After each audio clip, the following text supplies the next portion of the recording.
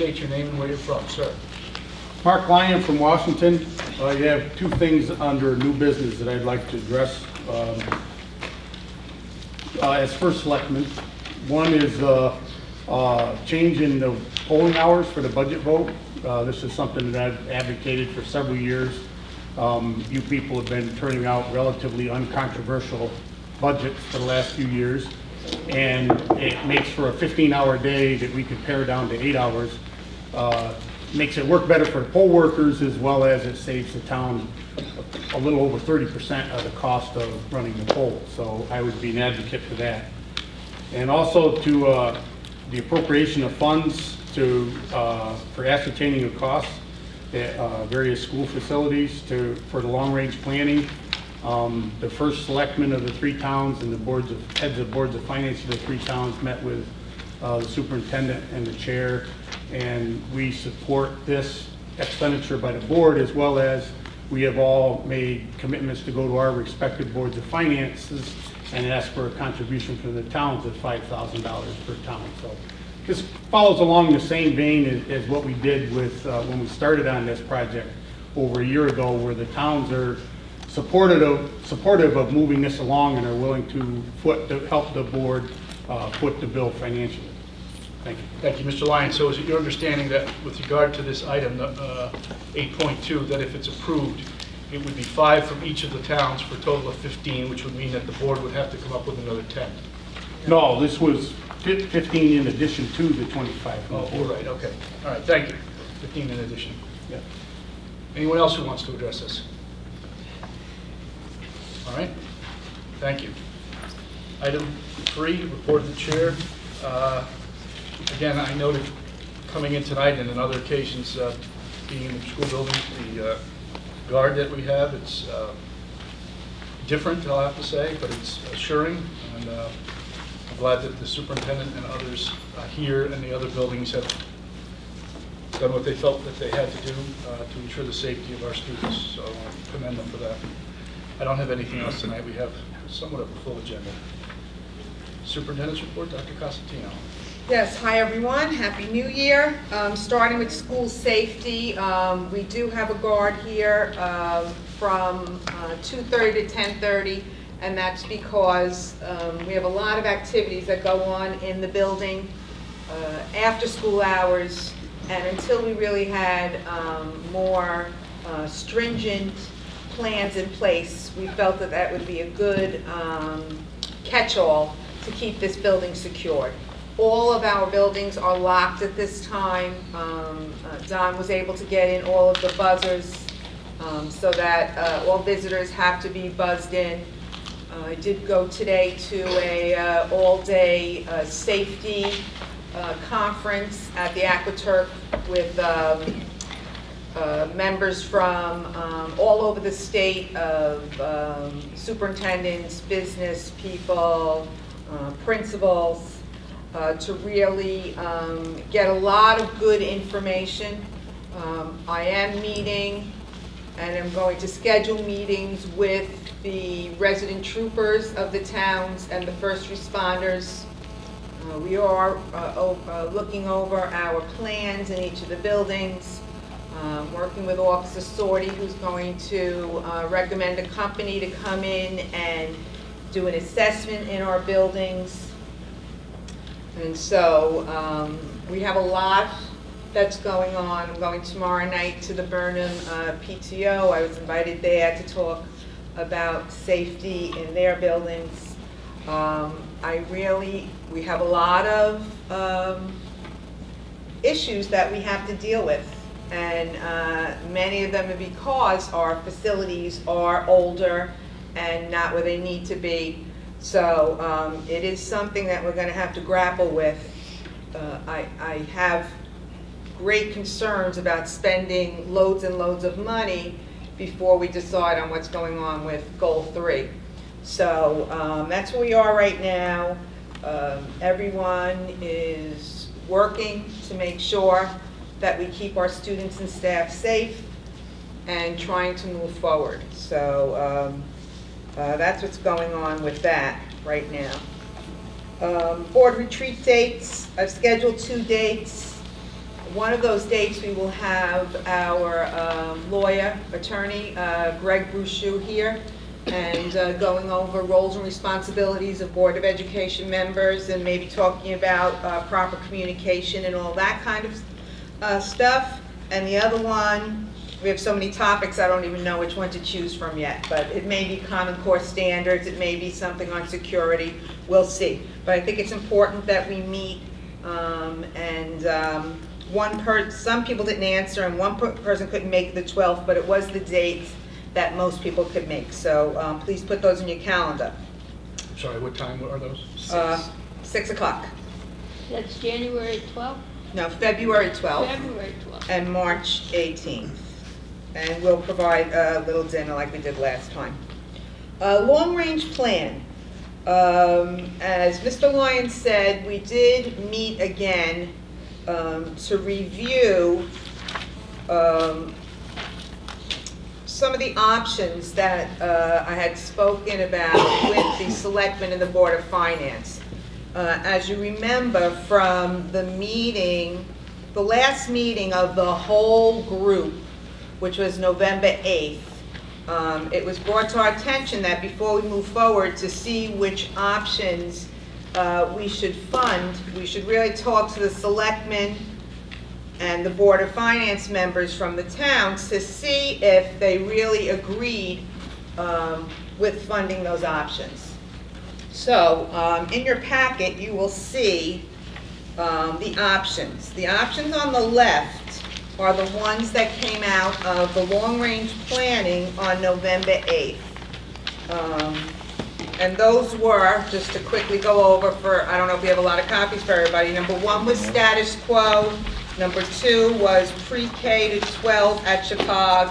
Number 3 was keep WPS, build a 1 new elementary for Roxbury and Bridgewater, and keep Chippewa in the middle and high school. Number 4 was 1 new pre-K to 5, keep Chippewa. Number 5 was close WPS, keep Booth and Burnham and Chippewa Middle and High School. Number 6 was K2 at Roxbury, 3 at Bridgewater, Washington, and Chippewa as is. And number 7 was to create elementary magnets and keep Chippewa at the middle and the high school. So after 2 meetings of the leaders from the towns, they have added a couple of options and taken away a couple of options. I am going to present this Wednesday evening because we have our long-range planning committee, but I believe that we're going to move forward with the options from the selectmen because they had good reasons to remove some of the options. So what we are proposing right now is number 1, which status quo, which is the same on both lists. Number 2 is pre-K to 12 at Chippewa, which is on the same both lists. But what they did is they broke up number 2 into 3 alternatives. 1 would be renovate the building so that all students can attend in the current school building. Meaning this building. Meaning this building. Number 2B was to build a new pre-K to 5 on the Chippewa campus and then keep the middle high school here. And 2C was to build a new pre-K to 12 school on the Chippewa campus. So 2 has 3 alternatives. Then they got rid of the original number 3, which was to keep WPS and build a new elementary for Roxbury and Bridgewater. And the reason they did that is because both selectmen and women from that town felt that they would never be able to agree where that school would be. And if they were going to build a new elementary school, it should be up here on land that we owned. So they took that one out of out of choices.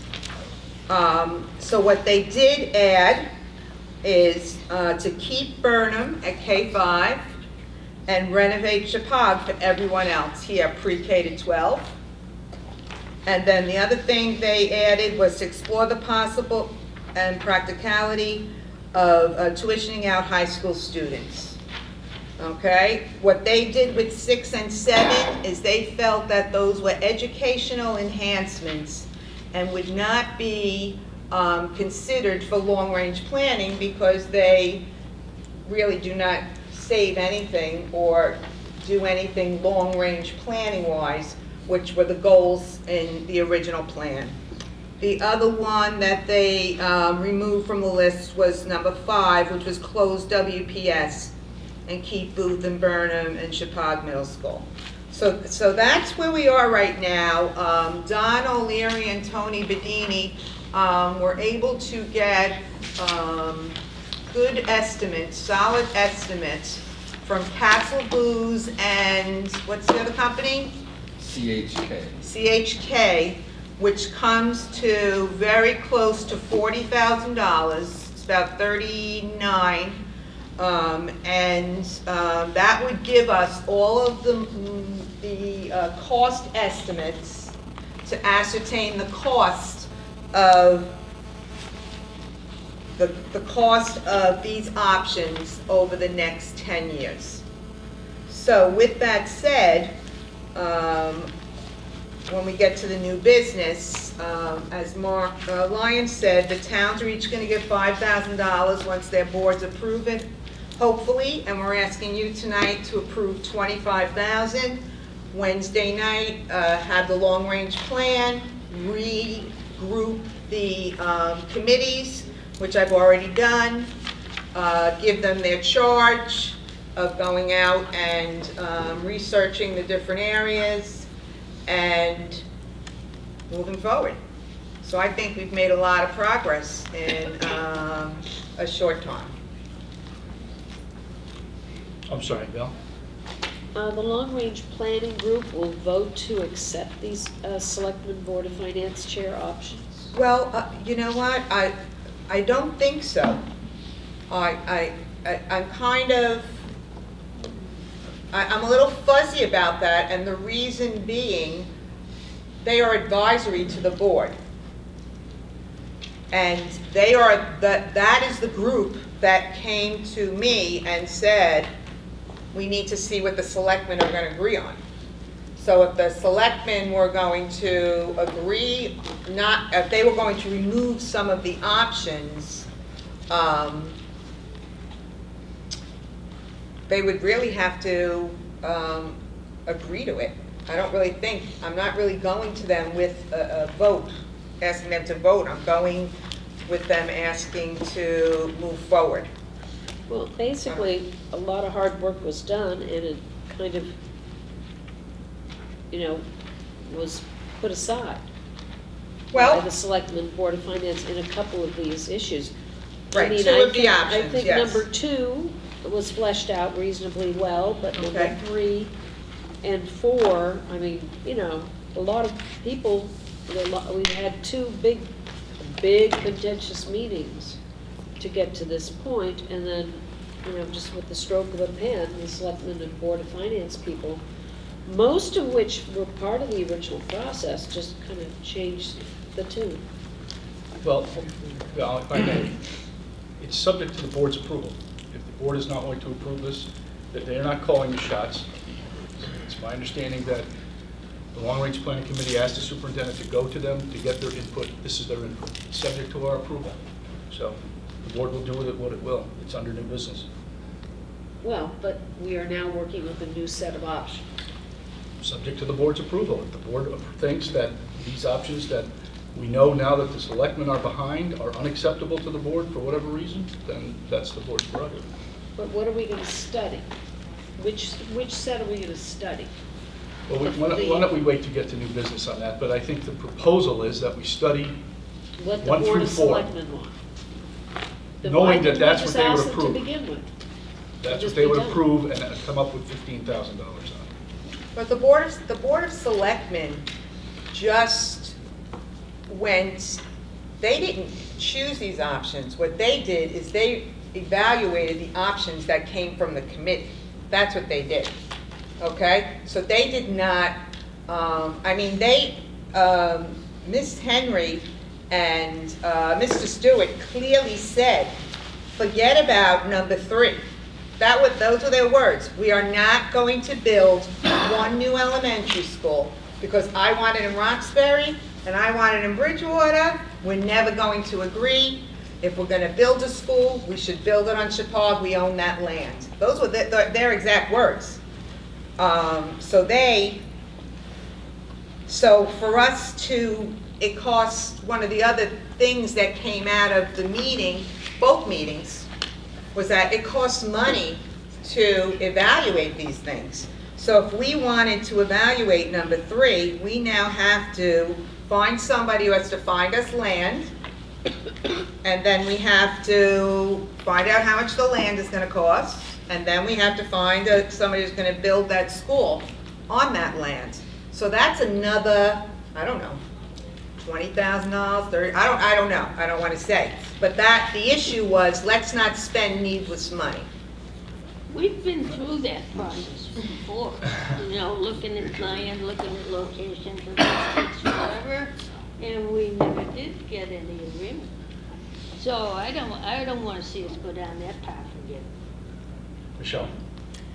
I like the list that the Board of Selectmen and Boards of Finance came up with, and I understand the rationale, but I do think that the process, I do think that we should think about the long-range planning on Wednesday and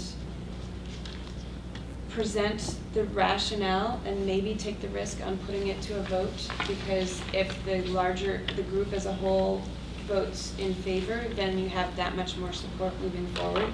And if they don't, then we will know that there are some issues that might need to be addressed, and we can take a week or two to either explain the research or do something. But I am still hesitant to circumvent the process that was started, and especially because we started that process and we had those 65 people in the room, and then in the auditorium it was well over that. I don't want those people to feel that their work was disregarded or set aside. So I think we should think about how we present on Wednesday to make sure that we continue with the community and the buy-in that we've been trying very hard to get. Right. Well, it seems to me what this really amounts to is it really amounts to a bit of a tweak. I don't see these as fundamentally different from the options the committee originally. What they've done here is they've taken 3, 4, 5, 6, and 7, which really were all over the map and basically doing the same thing in different ways. And they've said, look, if it's an educational enhancement, you can do that. You don't need anybody's vote to do that. So those got taken off the list.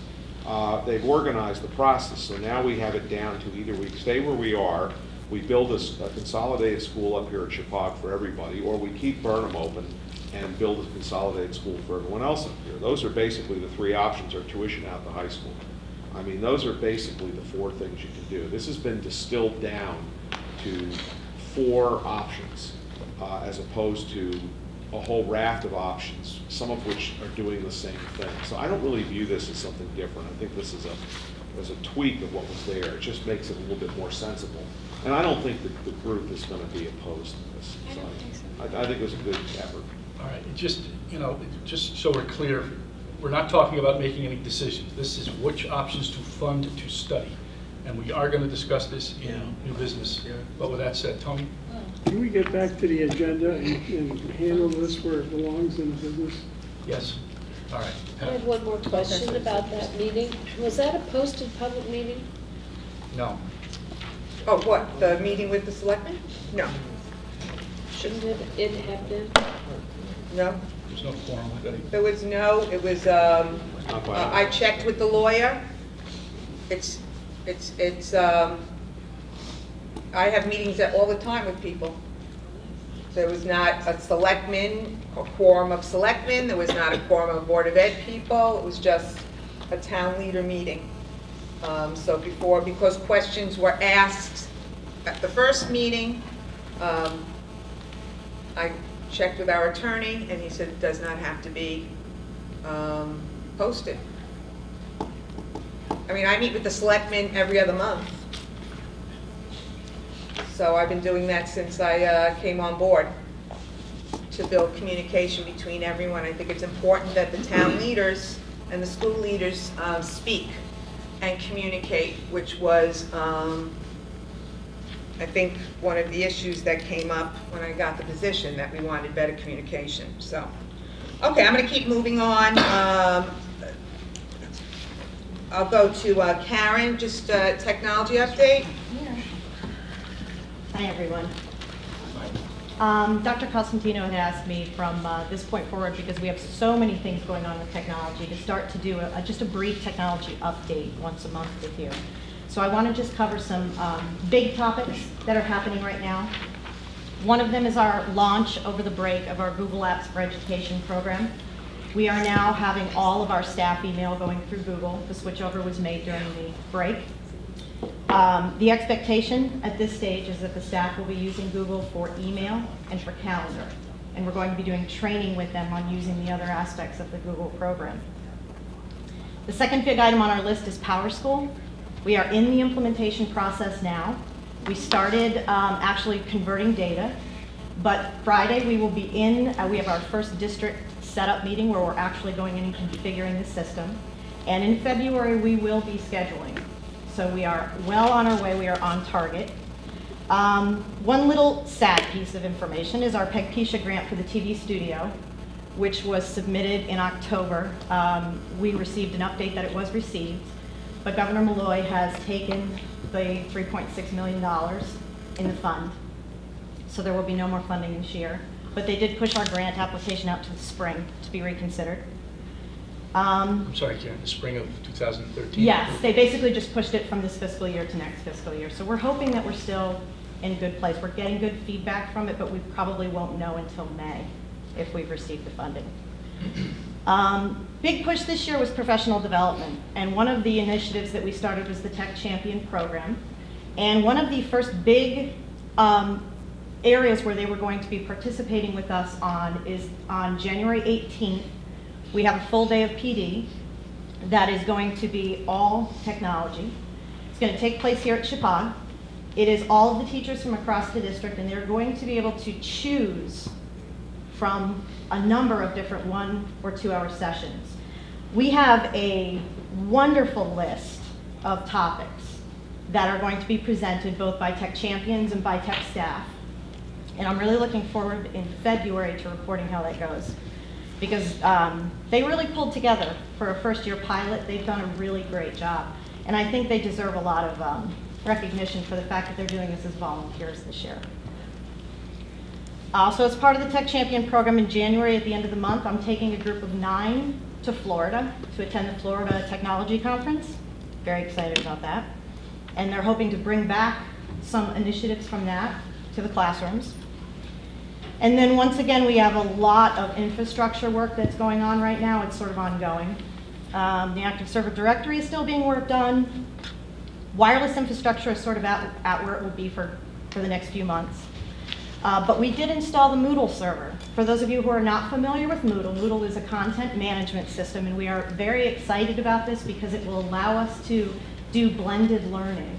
And that's one of the topics that we'll be covering on PD Day. And the rest of this is just deployment of lots of issues that have been fixed. So we're busy. The break especially was quite busy. Is there any questions? Yes. Instead of bringing 9 people to Florida, could you bring the instructor up here? Oh, no, it's a huge conference. It's a conference? It's a conference, yes. Are these champions, I'm sorry? Tech Champions and IT as well. Are the champions mostly teachers? Yes, all the Tech Champions are teachers. How long will you be gone? 4 days. It is worth every penny to get our Tech Champions up and really knowledgeable about the latest and the greatest in technology, and then they come back and they turnkey, and then it starts to infiltrate our staff. So it's really important. We're really behind the 8 ball in technology. And it's directly related to number 2, the long-range goal, so. Have a good time. Great, thanks. Yeah. The other, the trip to Mexico update, I just want to let you know, you had approved that trip, and then Mike Nolan had put it on hold. What he has done is he has revised the trip. They're still going to Mexico, but they're just staying in the one area. They're not traveling out. We thought that would be okay. Okay, so I just want to let you know about that. And then the Montreal trip, when Madame Adele came and talked to you about that, she was going with a company, but there were not enough students to go with the company. So now she's going by herself with the group and Mike Nolan. They're just working with Bob about insurance. And I didn't think that that would be a problem. We had already approved that trip, but I just want to let you know there were little changes in that. Cabe's Day on the Hill, I had given you a flyer. I just want to let you know that that really is something to get involved, if you can, if you have that time to get involved with CABE and going up and meeting with the legislature, because it really is important. Number one, you meet with the legislatures and you talk to them about different issues. And number two, you also make connections with other board members, which is always good, and you can hear what's going on. So if you can do that, it's in the packet. The other thing I just wanted to mention is next Monday night, we are doing a vision, mission kind of workshop here, where we're going to have people in different groups with administrators and just talk about some big ideas and questions, so we can start to look at our mission again, and our vision and our goals. So anyone who can come, it would be good to have you here. And that would be Monday here. It's the 14th? That is, yes, Monday, I think it's 6:30. Yes, next Monday, 6:30, yes. And that's my part. All right, thank you. Is there any questions for Dr. Bassettino? All right, and moving on to committee reports, communications. Mrs. Brown, any report? No, but I think while I'm here, I'll ask the superintendent if she would like to meet next month to start planning for the newsletter. Absolutely. Is that right, good, or Yes. that No, it's for your fine. budget at all? Are you too busy? I will, but we'll meet anyway. Okay, so no meeting, we'll be meeting next month to start our community newsletter preparation. Okay, thank you. Education committee, Marty, any report? I don't have any report. It seems like we cover all the education committee topics in our meetings. And our next We one, are an education committee, I guess, so all of us together. committee of the whole. So the next meeting is January 28th. All right, Right. Education Connection. Valerie, anything? I have the annual report of Education Connection, and towards the back, the more interesting part is the service area, which is a rather extensive part of the state, and Region 12 avails itself of about 12 services leased. So you want to pass that around. That's it? Yep. Thank you. Facilities, Tony? Our last meeting ran for the better part of 2 hours, and it had to do with water and other subjects. And I was wondering, rather than take a lot of time, if I could distribute the minutes rather than go through it verbally, and if there's any questions, we'll handle them next time. Does that work? That would be fine.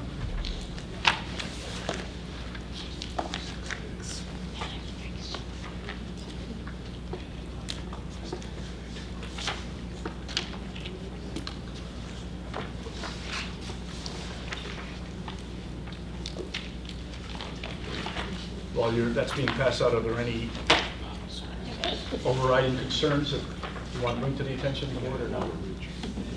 Well, we spent some time just going over the coliform problem with the water, and we had but Don brought in a consultant to tell us what options were and so forth, and they're detailed in that memo. And so they're putting together a proposal on what sanitizing would do and so on. We then talked about, we reviewed things like the mansard roof. We talked a little bit about security and what needs to be done and what's going to be done and so forth. And so nothing more overriding than that. So are you asking that this be placed on, for example, the January 28th agenda? Or- Well, if people have, well, I think what we'll have is another facilities meeting before then, and if we have that proposal for the water, we might bring a proposal to the boards and ask we might recommend something to you, and the board would then decide what to do with it. All right, thank you. And the answer is yes, we put that on the agenda as well. All right, thanks. What are you gonna do about the 50 beavers? Well, that took a bit of a discussion, but it's not worth a lot of our time. It's just that's what's moved into the area where the high school septic fields are and causing some problems, but I think we've got some temporary solutions anyway. All right, thank you, Tony. Good luck Any with other- that. Valerie, grades, finance? Well, we had Charles Heavens present to us the annual audit, and I hopefully can string together a few words here. The first thing is, and you'll get a copy, that we have a clean, once again, a clean report, a clean opinion, which is just wonderful. And mention should be made not only, of course, to Bob's good work, but Peggy, Helen, and Nancy, who operate the business office. There's some cross-training. They've been doing an excellent job. And Mr. Heavens pointed out how good the staff is. They usually start the process in May. They have an on-site visit in July. They do some test work. Then in the fall, they start really ramping up and doing the audit. Once again, a clean report. Lots of detail in here. I made some notes. Page 3 to 10 is the management discussion and analysis, which hits the high points. We discussed certain funds, one of which was the cafeteria fund, which is always a favorite of the board, which is why I questioned it.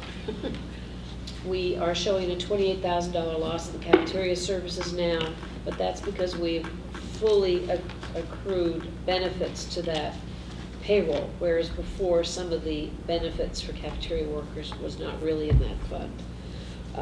But we have not had an increase in food service for 5 years. It's something like $2.50. Mr. Heavens thought it was a well-operated cafeteria food service. And once again, this is more accounting that we're showing this kind of loss. The pension continues to be well subscribed, and we are going to make a pension contribution of about $200,000 this year, which is approximately 95% of where we should be. We're always on top of our pension contribution. What else? There was just a wealth of information here, so if you would like to take a look, if you have any questions, ask Bob. We can email Charles as well. So it was a really good audit. Maybe just the money going back to the towns. Thank you. About $42,000 will be going back to the towns. Total? Yeah, we cut the check, and this is net 2 years accrued because we had a problem with, not a problem, but an issue of income coming in from Sherman that didn't really materialize, so we had a shortfall in that fund. But approximately I think it's $46,000. 42, thank you. Checks, total checks will be cut to the 3 towns according to our population. What else? We went over our financial report as we always do for the month of December. There were no problems, no anomalies. We are certainly in the black in almost all accounts. We have a presentation of our 1% fund, what it looked like at the end of the audit, June 30th, with $306,000 remaining in that. And now, to date, we have in that fund, after the work that has been done by the facilities committee, which includes recently the mansard roof and wireless infrastructure. We have post those expenditures, $203,000 in that 1% fund. And we started that in the year 2006. Over the years, this board has voted contributions of $1.2 million into that fund that's been well used for facilities. It is restricted, of course, to facilities work. So 203 is the amount of that fund right now. And what else did we do? We talked about debt service, and we are going to make a contribution or an allocation of about $64,000 into our debt service in this next budget year, which basically zeroes out any increase in our debt payment. It's a little complicated, but the Finance Committee agreed with that recommendation, and the Finance Committee also accepted the audit. I think that covered it. That's a good job. Marty? Could I ask a silly question? We keep hearing about a mansard roof. Which building has that roof? Here. Right here? Off the pool building. It's just the Oh, decorative in the stuff. back? Yes, Do you see The it from angled- the front of the the building? angled Sure. roof. You do? It's the shingled part. If you go, there's some of the shingles are flat like this, and some of it goes up further. That's what they call the mansard. Oh, I know what a mansard looks like, but I didn't know that we had one that I've ever noticed. Okay. Thank Greg? Valerie, can you remind me, did we make the full contribution to the 1% fund this past year? Yep, The full 1%? We did. yes, sir. So to still have money back to the towns after the extraordinary expenses of last year, kudos. Right. And thanks to Bob and the staff. Some really good work. One thing I should mention, because it's very important, and let me see if I can rummage through all the information. It's an exhibit that Bob prepares, which shows how close we are in our budget expenditures versus our budget, year to year, over the years, which kind of indicates, thank you, how precise we are in our allocations, our expenditures, and what we actually ask for from the public. And I think it's a superb history. And for instance, 0.51% of the total budget, we have, we've never run a deficit, or if we do, it's for, in our deep, dark history.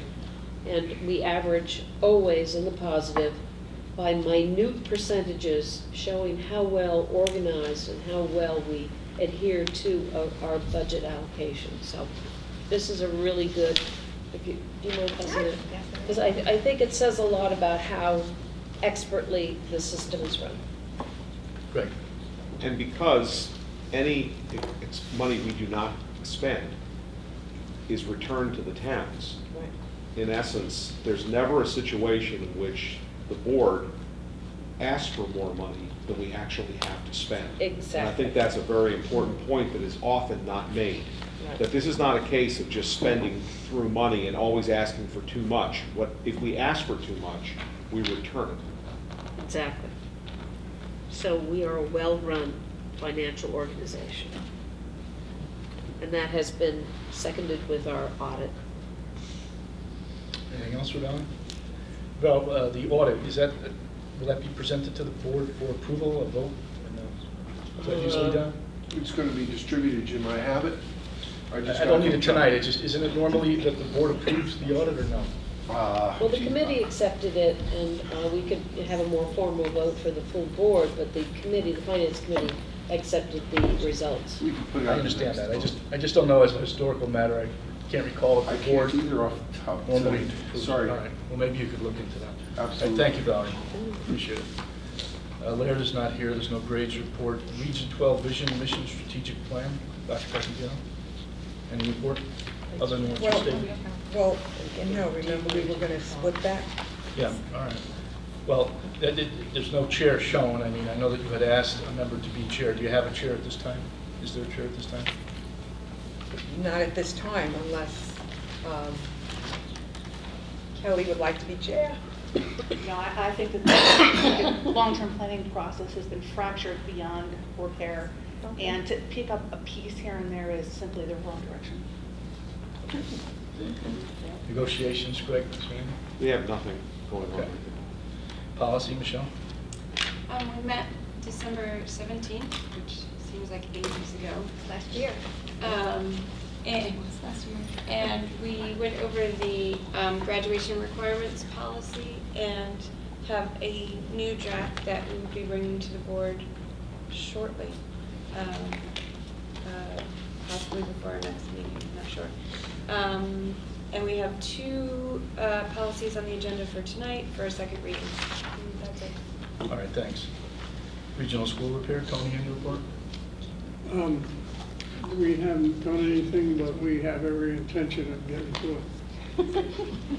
Okay. Well, it's been a busy time for me. I understand. Technology, Alan, any report other than what we've heard? Well, no, I would just like to say that having blindsided Karen, and I apologize for that, but last month, she took the opportunity under Superintendent's Report 5.4 to update us all herself, which has made me unnecessary, I'm very proud to say. Thank you. All right, thank you. Long-range plan, goal 3, Dr. Costantino, anything in addition to what you've said? No, I think I've said enough. All right, And transportation is Oh, fine. transportation, sorry. I'm sorry. All right. Good. Thank you, Frank. Martin? Yes, ma'am. I'd just like to take this chance to commend Kathy Colella for the letter that she sent out to all the parents regarding the emergency and the fear that they probably had following the episode in Newtown. Okay. I'm glad she did that. All right, thank you. I know that Dr. Costantino has sent out emails region-wide on that same subject. So, And the other principals have also, so everyone's really tried to communicate. I think the communication from the schools helps the parents. I hope so, yeah. okay. Item 7, old business policy, second reading policy 4115, supervision and evaluation. Michelle? Yeah, so 4115, this is the new evaluation program. We heard a lot about this last month. This is the SEED program coming through the state. And I don't believe we had any changes that we wanted to see, so it's the same as presented before, as approved for first reading, so.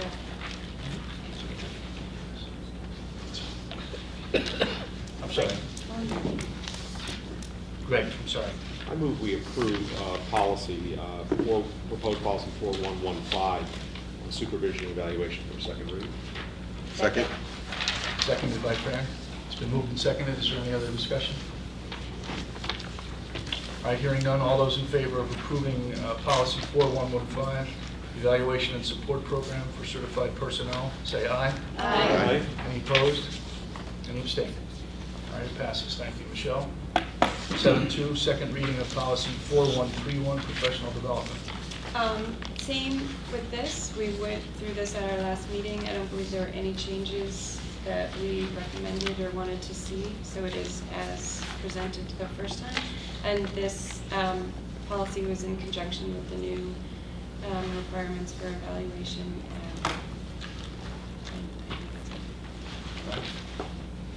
Greg? I'd like to move that we approve proposed policy 4131 on professional development for second reading. Second. All right, it's been moved and seconded. Is there any discussion? All right, hearing. I just want to say one thing about professional development. Were every profession to have the commitment to professional development that teachers do, this would be a much better world. All right, thank you. Could I just add something? Yes. I want to thank Michelle for all this good, hard work on all these policies, all the detail, and all the effort that you put into this. Okay. Any Second. other comment? All right, then all those in favor of approving policy 4131, certified personnel staff development, say aye. Aye. Any opposed? Any abstain? All right, passes. Thank you very much, Michelle. All right, on to new business. Item 8.1, to consider and if appropriate, approve change in polling hours for budget vote. Dr. Constantino. From my readings of the last time this was brought to the attention of the board,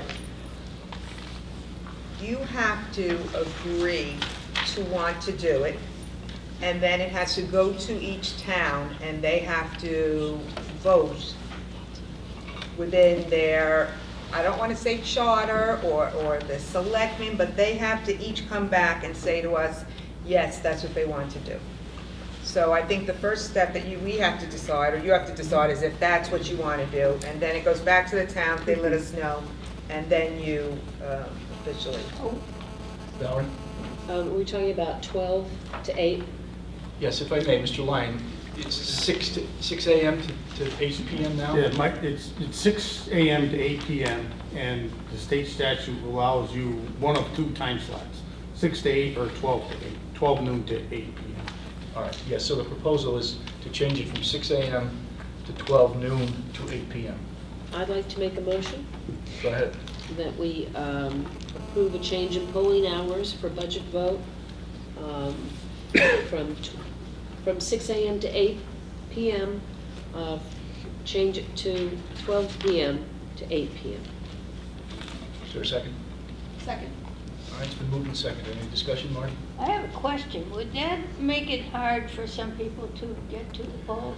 Well, as I recall, having been on the board in the past, that yes, the issue, I think the reason it was put at 6 a.m. was for those who leave for work early, and it was felt that they couldn't get back by 8 p.m. I mean, that's a long day for someone. I do believe they have the opportunity to, for absentee ballot, is that right, Mr. Lyon? Yes. So it could affect somebody who really leaves at 5 in the morning and doesn't get back till 10 or 9 at night, yes. But they could vote by absentee ballot. Okay. Will that be in the wording somehow, so that we understand that, everybody understands that? What, the absentee ballots are available? I don't think that's within our purview, but I mean, that's the law. Fran? If it goes from us back to the towns, and one of the towns doesn't want the poll or wants to be open from 6 a.m. to 8 p.m., does that mean all 3 towns need to be open from 6 a.m. to 8 Yes, I p.m. think because we all have I to think have, it it's a does. region? No, I don't know the answer to that. I'd have to ask our lawyer. I don't know the answer to that. We'll have to deal with that if it happens. It's my understanding that the towns would like this. They have to pay their polling, or they have to have ladies, polling people sitting there from 6 a.m. to 8 p.m. It's a long day. What I read in the past paperwork is that anything that has to do with the region has to have the same polling hours. But if they had, say, a selectman election or something, the hours could be different. But all 3 towns' hours have to be the same to vote on the school budget.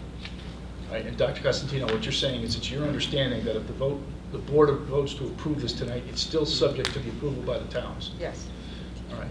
Fran? To continue, does this just for the budgets, or is this for any referendum or anything that we put forward? Are we changing it forever this time frame, or is it just for this particular budgetary items? Well, the motion is for the budget votes, the annual Just the budget. I'm sorry, Bob? It's just the budget that you can do 12 to 8. If you're doing a referendum for a bonding project, for example, it's 6 in the morning till 8. There's a statute that gives you the authority to actually go from 12 noon to 8 on a budgetary vote. And somewhere in the past, the boards in the past chose to do just as Jim had suggested, and it's been that way ever since. And last year, the question became, can we change it? And unfortunately, it was too late in the season to do that and give adequate notice. So Jim just now got it early enough that everybody should be on board and it won't be a surprise to anybody. Okay, well, my main concern is just with long-range planning going forward. And Right, I wanted to make sure this that was would have just to be 6 to budgetary 8. and had nothing to do with Right, it's just referendums for or the votings budgetary. going forward. Correct. Okay. Go ahead. Obviously, if the budget is not approved, next time, it'll be because we changed the hour. No, but seriously, if we actually change the hours for a budget vote, and for whatever reason, we found that the polling, the number of people voting had dropped precipitously and it created a problem for that vote, would we be able to amend it to go back to 6 to 8 for the next, if we had to put it to a second vote? Or are we stuck with this for some long period of time because you have to set this early enough in advance? I mean, how foreclosed are we going to be in the event this poses a problem the very next budget vote we have? Bob may know the answer. I don't. I would assume, certainly, if you wanted to change it for the next year, that would not be a problem if the board approved that. I know, for example, if a budget fails, we try to get a new budget to the towns within weeks, certainly several weeks. Bob, do you know whether it could be changed in that time? I've never had that experience, so I I really don't know the don't answer to know. that, Greg. Whether we would be stuck, as you say, with these hours for that current budget cycle. Alan? Well, to answer that, I would say we put it in the motion. We act very specifically in the motion as to what we are doing. We could say we could do this as a pilot program and approve this change in polling hours for the budget vote for one vote at in May of 2013 for the 2014-2015 budget year. And then we can revisit this next year, depending on what happens. Because I don't know whose idea this was, and I understand that it's helpful to the budgets of the towns, but all of our votes are 6 to 8. All of our political votes, all of our municipal votes, all of our national votes, all of our and it strikes me that we want to make our polling stations open as long as possible, despite the fact that it's inconvenient for people who work there, and it's unfortunate for the fact that you have to pay the people who work there. But it also strikes me that when we're talking about a school budget, there are a lot of different constituencies that care about the school budget. I'm often known to very cavalierly throw those two constituencies into two large groups, one of which are people with kids and one of which are senior citizens. Because senior citizens mainly have have fixed income. And our budgets go up and down, and that's not fixed. And so they're very attuned to what happens in our school system. Because they're most worried. I mean, everybody is somewhat worried about money and somewhat worried about education. But as I'm saying, the people with kids in the system are more worried about education, and senior citizens are more worried about the cost. Obviously, there's overlap. I don't mean to generalize other than this bold generalization I'm making. And I would feel that people with parents, people with kids, with jobs, are more inclined to be disenfranchised by shorter voting hours. That's all I want to say about this. In general and in specific, I would suggest that we make a motion that has this on a trial basis for one vote and see if the numbers, if I'm wrong and the numbers don't drop, and everybody does care a lot about our budget, and everybody does make a point to get there, people who have jobs, who can't get there at noon, who rush the polling station somewhere between, let's say, 6 and 8 o'clock at night, if that's no different, then great. We can make it permanent next year. That would be my suggestion. Just anecdotally, from what I've heard, first of all, it always was, for many years, 12 to 8 for the school budget. The board moved it to 6 a.m. to 8 p.m., I don't know, several years ago. And anecdotally, what I've heard is there's very little traffic from 6 a.m. to 12 noon. So, but I don't see this as disenfranchising people. Certainly, if it did, if there was a backlash, we certainly could revisit it. So I'm not disregarding what you're saying. Greg. I mean, the only real risk, frankly, is that you end up having to have, in terms of cost, is it defeats the purpose of this from the town's perspective. You have to have a second vote, because now you're going to have to spend not just, if you have to do another 12 to 8, the 6 hours you saved are now gone, and you're now paying for another 8. So that's the only risk, but it sounds like the towns are willing to take that risk. And I'm not sure it really matters unless we see a fall off of participation and people are not able to vote. Then I think we have to reverse it. All right. Emily? Is it gonna be communicated, and how is it gonna be communicated? Because like you said, every other vote is 6. Well, there's normally announcements on our budgets, which just have to say when the date of it is and what the times will be. Yes, it will be announced. You just can't underline that. As No you said. bolding. Or use any No, bolding. bolding. No, they're gonna be No bold. underline. Like Everything Talent, plus. nothing You're fancy right, like but it that. won't matter, because even if you were to put it on a sign in neon letters, you're right. 40 feet high in the town greens of every town, there are people who are gonna show up at 6 o'clock, because they always, put that in quotes, have. All right. Is there It's anything up to the further? towns to advertise that at voting time anyway, and they usually do. Well, and the board, with its notice of the budget, typically puts in We the usually time put of in the the time. voting. But that's in the Okay. newspapers too, isn't it? Yes. Yeah. One of those people. Maybe we should put an article in that Oh, the better. hours have been changed. Valerie? Well, this is something that I know, at least the town of Washington, the group there has been wanting for some long time. And yes, indeed, it's more about convenience, but it is about cost. And I don't think saying that this is a trial is good, because then what's the result? If the budget isn't voted up, then what, we're gonna change the rules? No, we can't do that. It can't be conditional. If we find we don't get the attendance, and if we find the population doesn't support this, then we can change it. But the motion is now, let's give it a go. I think it's a good idea, and something that I know at least one of the 3 towns has been asking for some good long time. All right, so it's been moved and seconded. Is there any other discussion? Could we Change the repeat polling the hours. wording of The motion is to change the polling hours for the Region 12 annual budget vote, a referendum vote, from 6 a.m. to 8 p.m., to change it to 12 noon to 8 p.m. in all 3 towns. That's the motion. Thanks. Is there any discussion? All those in favor say aye. Aye. Is there any opposed? Any abstain? All right, it passes. Thank you. Dr. Cosentino, you'll notify the towns? Okay, okay. That they have to then, yes, and get back to us. Yes. It has to pass in their, we'll send them. Whatever's information. required by law to be done. Yes. I'm not certain what that is.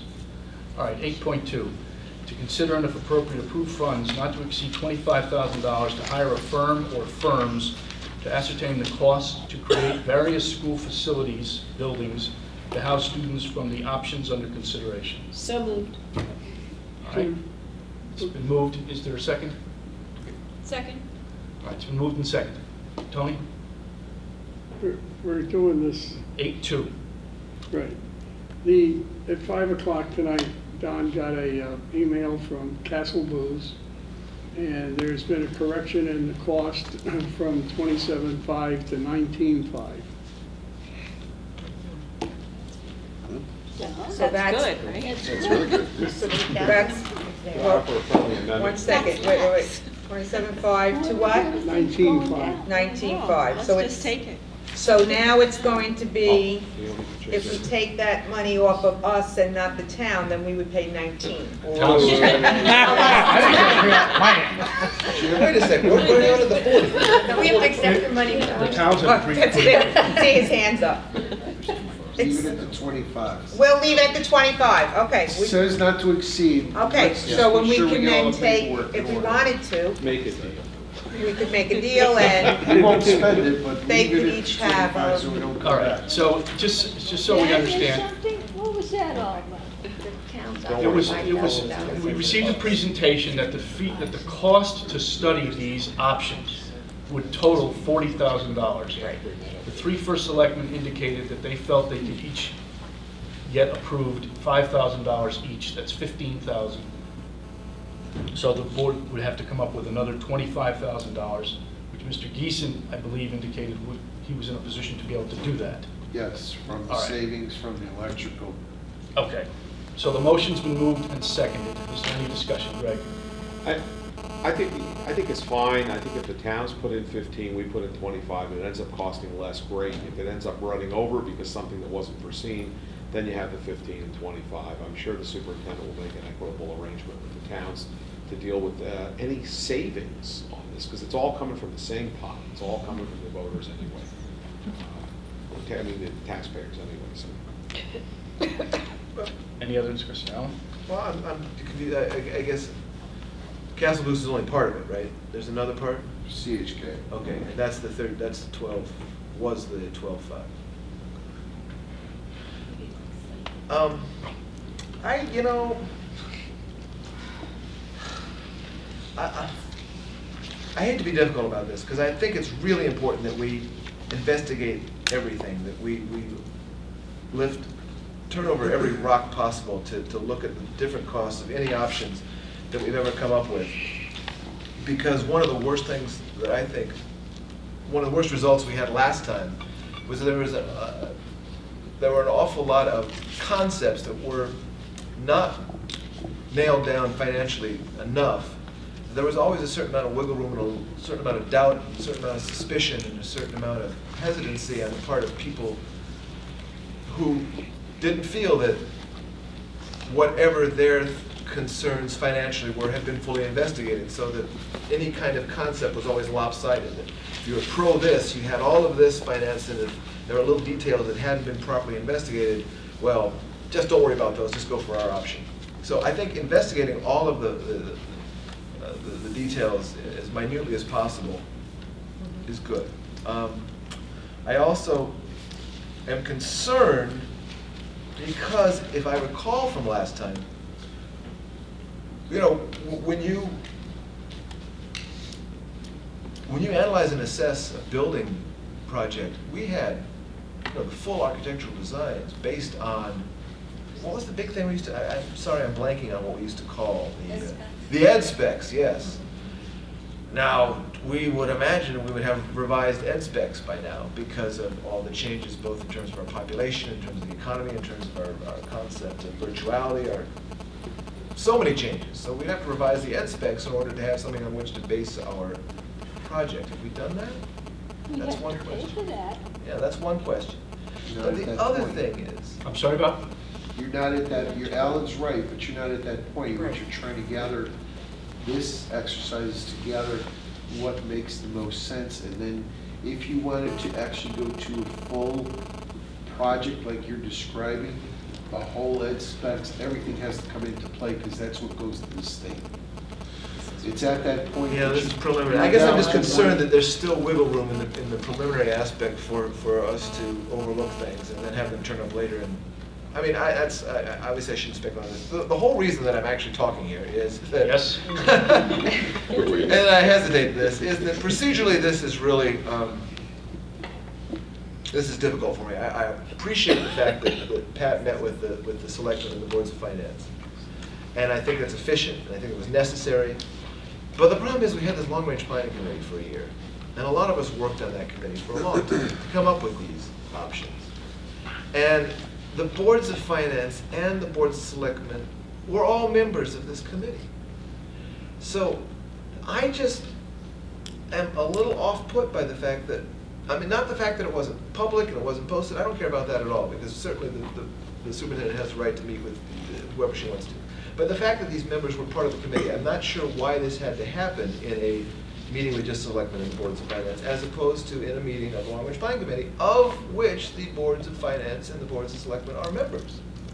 And that's the problem, is that we've hinted at this earlier when it was a part of your report, is that I think that this could be rather disturbing on Wednesday when the long-range planning committee finds out, if they don't find out before that,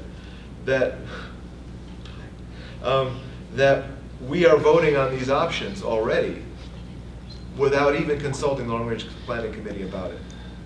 And as I said, I hesitate to bring this up because I don't want to have a big, procedural policy fight about this, but I also don't want to delay the process. But I want to address the fact that we had a committee in place that was working on this that we've kind of just ignored. It's my understanding that the committee instructed or requested the superintendent to go to the selectmen Yes. and boards of finance to Yes, get their they did. imprinter correct. on We did. the options that, yes. Yes. We Yes, they did. did. Yes, we did. So that's- Formally and officially. It We wasn't did. just Tony saying it, me going, No. that sounds No, like a good no, we idea. did not, the committee. So that's what she did. All right, never And mind. the other thing, I just want to say one other thing out of turn. The only option that they really took off the table is to keep WPS, build one new elementary school for Roxbury and Bridgewater, and keep Chappaqua Middle School. Everything else is in here just in a different way, okay? No, they took 3 options, 6 and 7, 3, 4, and 5. 3 they took out. Yeah. Number 4 is here. Look Oh, at it's up in, number 4 yeah. is 2B, All right. and, oh, I guess you're right, they did, and number 5, you're right, 2. They took out 2 of them, you're right. Well, the Roxbury solution is gone. All right, hold The on, hold Roxbury on. solution is gone. Fran? What we're talking about here is considering the funds. The committee will vote on which ones will get studied. We're just We will. allocating the money. That's the way it has to work, otherwise it has to go back to the committee. Yeah. If I could, the motion was on money, it wasn't on options. But if you look at the minutes, it's not that the minutes don't say that they have the right to veto or do advise and consent. It was just, are they on board? So it was asked that the Board of Education keep options environmentally safe, and that before bringing options to the Board of Education, the Town Finance Committee chairs and selectmen be contacted to be sure they will back what will be presented to the Board of Education. So they were asked for support, not for change. So I certainly hope that the Long Range Planning Committee is presented with these changes. There's definite modification came forward, that if the Long Range Planning Committee accepts those modifications, then we can go forward. The motion right now is just about the money, but I do think procedurally, we better do it because they should not be subverting the process willingly or not. Well, hold on. Before, the motion is not just the money. It says from the options under consideration. And the options under consideration are 1, 2, 2A, 2B, 2C, 3, and 4 from the, from the right side of the list. No, that's not true. Okay. That's not true. The options under consideration are what the long-range planning committee is going to put on the consideration, which are the original options. What's different is that it appears to me what's different is that after a meeting with, because the Board of Selectmen and the superintendent. It wasn't the boards, it was the chairs. The chairs of the boards of selectmen, the chairs of the boards of finance, and the superintendent really don't have the authority to tell the long-range planning committee what you're going to do. Nor did they But select, what did they do? What they did was they came up with a list that may be a better list, that at least are the options that are feasible in terms of the towns and where they're coming from, and probably will end up being the list. But I don't think that's procedurally what happened, because the long-range planning committee wasn't at this meeting. So procedurally, I don't think when a committee is absent, their agenda gets changed, and what they're saying gets changed. I personally think this list that came out of it makes a lot more sense, because from day one, there really were basically 3 options. Stay with what we've got, build a new consolidated school up here, or come up with something else that keeps a school in Bridgewater. I mean, either in Bridgewater or near Bridgewater. That's really what the options came down to in terms of what people were voicing at the meeting. And this now does that. And it does it in a slightly more explicit way than the last list did. Because frankly, the Roxbury solution was always, practically speaking, about building a school at Hurlbut Park. Because when you've got a 16-acre property that you own that sits in the town of Roxbury, you're never going to come up with a solution that causes us to go out and spend $3 million to buy another piece of land. So practically speaking, that was what that solution meant, and obviously that solution has not happened. At least in terms of what the selectmen felt was a sensible approach. So I think that that's what we've got here, and I don't think it's quite accurate to say that the agenda's been changed or the list has been changed. There's a new list that's going to be discussed at the next meeting of the long-range planning. Yeah, but, all right, I understand what Can you're I saying. say Hold something on. about Now, the if I motion? read that I wrong, made somebody the please motion. tell me. Yeah, I made the motion, and the motion has nothing to do with what list. The motion is merely to generally agree that we're going to have $25,000 for study. It doesn't identify any particular final list. And says we're from not the- here It to does. debate the It does. list, but I sure as hell hope that we do have that conversation on Wednesday, because there's been subversion of what our group has done in good faith for a long time, and suddenly some options that were worked on are now tossed aside. So if nothing else, we need that debate, but on the 9th. I mean, yes, on the 9th, not tonight. My motion was totally about the money. It is not any endorsement of any particular list of options. Okay, what I'm saying is that it's my understanding that the selectmen agreed to put in 5,000 each on the list on the right side. And if the board is saying, we're not prepared to go to that list, then there's no agreement from the selectmen to fund the $15,000. Is that And the if that's case or not? acceptable, that's fine. They're saying they're only going to contribute if their recommendations are taken? This is what the discussion was, yes, I withdraw my motion. fine. Can we Withdraw the table second. the motion till after Wednesday, or with the contingency on taking it to the board that, or the committee that actually should be Good deciding idea. on this? Good idea. Yes? I mean, I don't think you're gonna have any problem, but I think we should do it in the right order. Well, I withdrew Everyone my left that motion. meeting saying they would like a new set of options, which You is don't now need to table. suggested. I withdrew my motion if someone wants to withdraw the second. Who was the second? Oh, I withdraw my second. All right. Kelly? Yeah, I'm gonna not be able to be at the meeting on Wednesday, I'm talking about the previous commitment. So I just would like to reflect the reasons for my no vote on this. And There's why- no motion. I know, it will be a no vote even after, even if the Wednesday group agrees.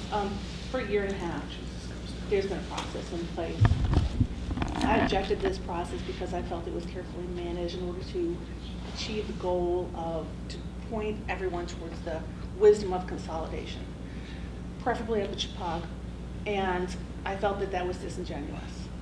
I feared that there would be an executive's decision that would overrule whatever other more creative or heartfelt decisions the community would make. And that's what I think we have here today. I think there are too many dual hat stakeholders in this process. I think the Board of Education has subordinated its role of leadership to outside stakeholders. Mr. Deeney is key in the facilities, but he also is a selectman in Washington. The consultant we hired has been vocal about being pro-consolidation many times, and Mr. Kava has recused himself on 2 votes regarding the consultant.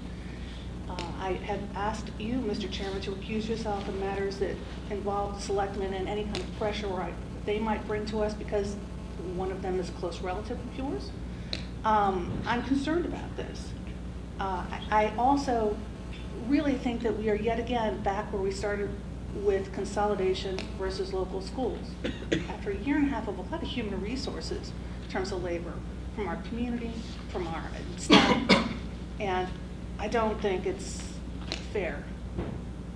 In terms of the actual monies being allotted, I don't want to see us spend any more money for an idea that is not within our current regional plan to execute. We have done this before, we have had options on land, we have had studies, engineering studies, architectural studies, we've spent a lot of money. I would prefer that we have a referendum on the concept of changing the plan. Any of these would change, the 2 and 3 would change the regional plan. That would require a vote of the towns. Even if Burnham stays the same and Roxbury moves up to Chicago, it still requires a vote to change the regional plan. I suggest we have that kind of a vote and see what the philosophy is. The townspeople vote to change our regional plan, I'm all for it. Spend the money, study the options. But until that happens, I think we're, again, just throwing bad money after worse, and that's not really a feasible solution either. We've done this before. We've been down this path. I also think it's disingenuous to say that solution number 1 is the status quo. We all know that the status quo isn't viable, so that is going to lose. The accreditation process is going to make sure that we cannot maintain the status quo. Newtown, Bethel, a lot of high schools have facilities that are similar to ours. They've all been threatened with losing their accreditation. I believe Bethel, before you came in, was actually on the probation list because their facilities are old and aren't up to the current mandated standards by the accreditation board. So we're going to have to change things here. So number 1, status quo, isn't really a fully fleshed out option. That's not an option. I suggest that the board exert leadership ignore pressure from outside stakeholders who wear multiple hats and have other fiduciary duties, and that we simply exert the leadership we're supposed to. To do that, I think we should put a referendum up and ask if we want our citizens want to change our regional plan. Well, the board can It certainly comes vote back to to, that. certainly vote to do that. I thought the idea was to give people an education, to educate them as to what, other than just asking, do you want to change it, say, this is what it would cost to change it in these various ways. That's the idea of studying these options, correct? Personally, I don't see what the problem is with, and I'm prepared to make a motion to spend up to $25,000. I think that ultimately the selectmen and the towns will vote to add their commitment to it. And if they don't, then I'm willing to go back and revisit it to add the extra $15,000 to get there. I think anything short of that, of our moving forward on this concept of going back and asking the community to take a vote on amending the regional plan before you have a list of alternatives in front of you, is, to my mind, is an excuse to do nothing again. It's precisely how we ended up in this position where we are now. We are either going to move forward and advance a proper system of education in this region, or we are not. But to take this, but to, in order to elevate the perfect over, to make it the enemy of the good, is precisely what got us into this problem to begin with. And I think we have to go forward. So I'm going to make a motion that we spend that we approve up to $25,000 to study the exactly. Let me get this right. I'm going to move that we approve funds not to exceed $25,000 to hire a firm or firms to ascertain the cost to create various school facilities, buildings, to house students from the options under consideration, whatever those options turn out to be. You can't, that was the move, that was the other motion. You can't make a second motion. It was withdrawn. There's nothing on the table. So you can. So I can make that motion. So you can It's remake the withdrawn. same I'm motion. making that motion. All right. I'm making that motion, and what I'm saying on it is, I don't think we should back off and not do anything because possibly the selectmen might, if they're not happy with the options that are consideration, not move forward. If they don't, we will. But I think for us to retreat and go off and say, well, we can't do anything unless we have agreement on what the options are, is, I think, just moving sideways. And we're going to get there. We're going to vote to spend the money, whatever the options are. We're going to study it because we're not going to stop. Right. Because the status quo just doesn't work. And the idea that we shouldn't have the status quo on the list, well, it was clear to me, and I think everyone who attended all the meetings of this, that the reason the status quo is on the list is because if you don't look at what the cost of doing nothing is, it makes it hard to evaluate doing anything. And that's precisely why we're evaluating the status quo. And that is absolutely plain and simple and available to everyone who attended the meetings, who was diligent in attending all the meetings, knows that. If they don't know that, then they clearly weren't in attendance, because that was made abundantly clear. So that's where I think we should go. Right, there's a motion on the floor. Is there a second? Right, it's been moved and seconded. It's to spend $25,000, up to $25,000 on a list that's not yet certain. Is that what you're saying, Mr. Connell?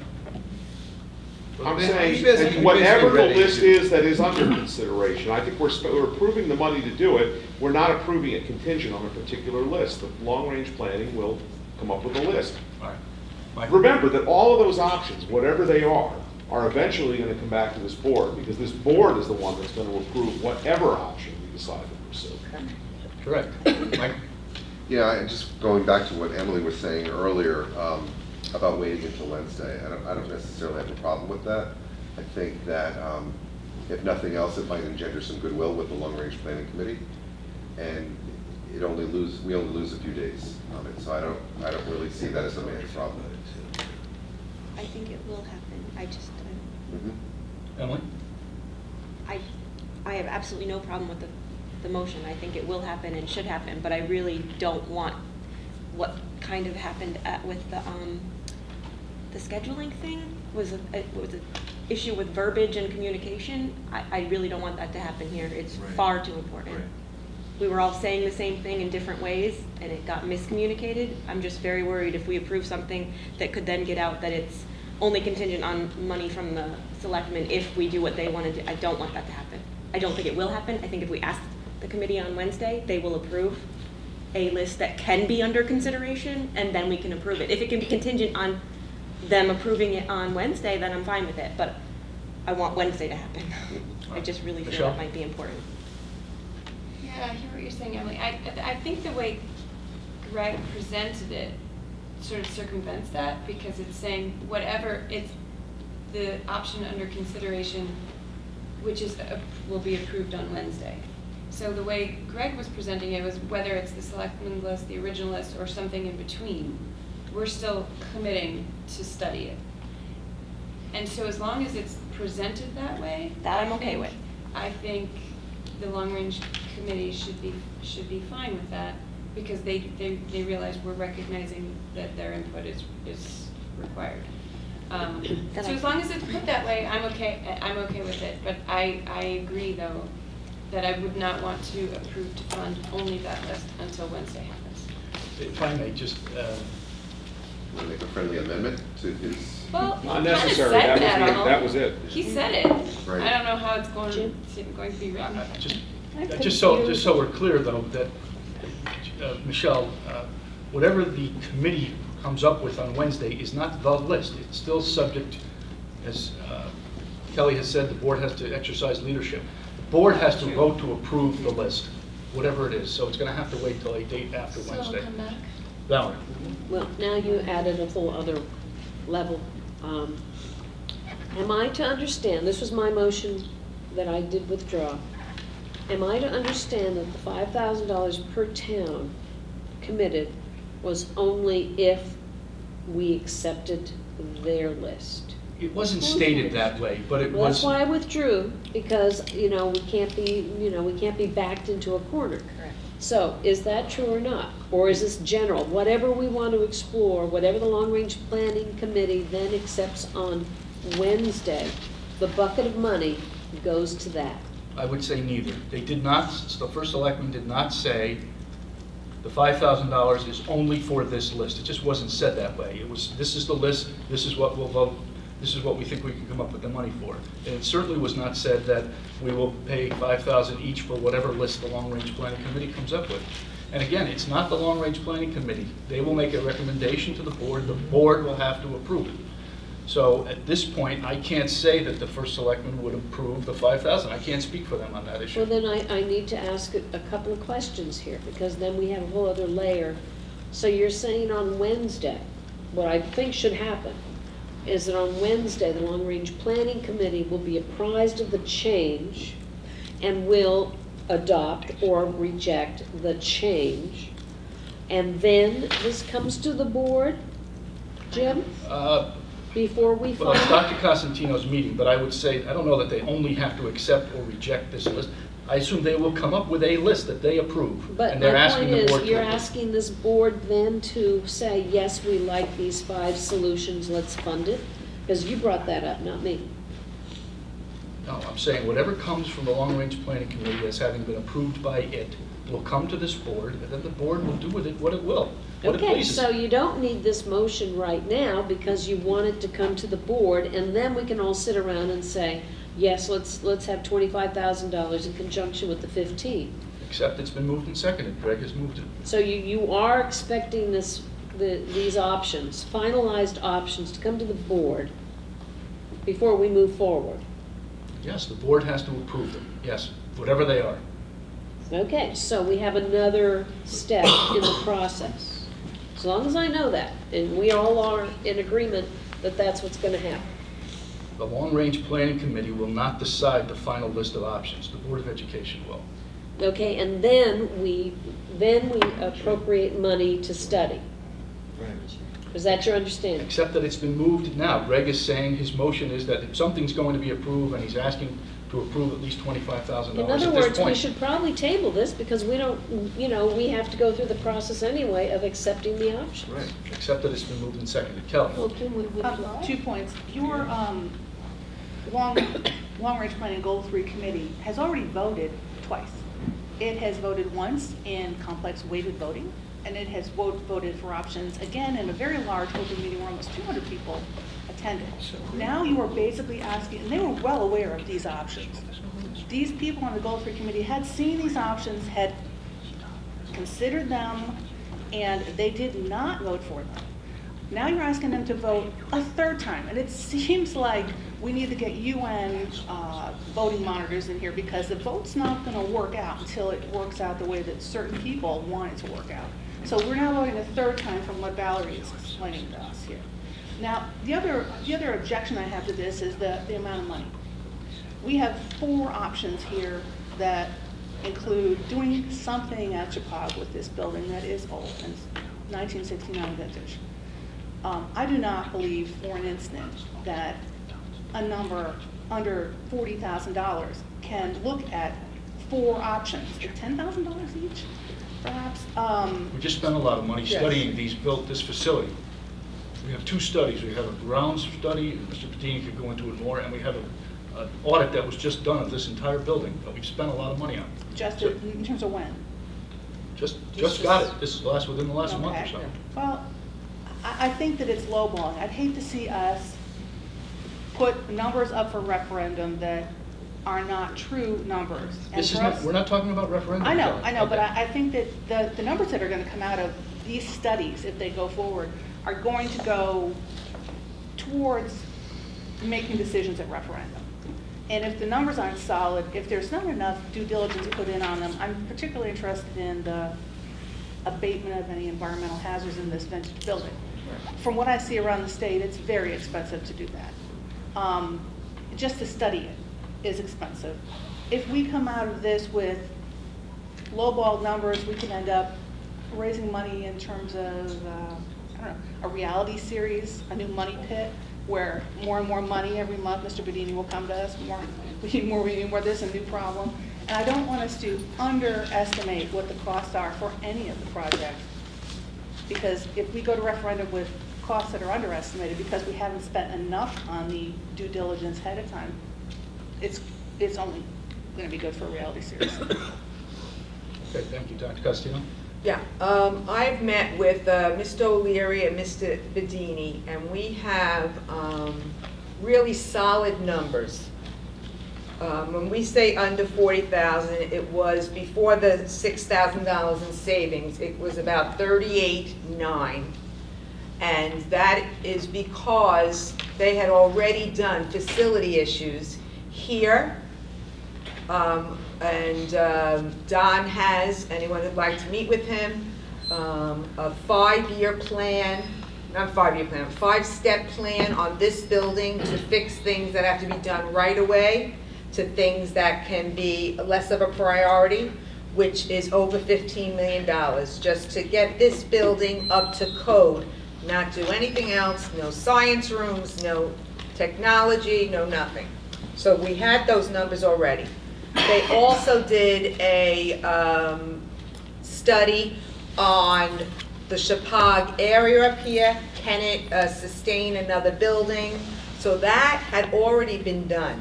So when we say to you it's going to cost $40,000, that's because a lot of the numbers have already been finalized and put to paper, so he has all of that.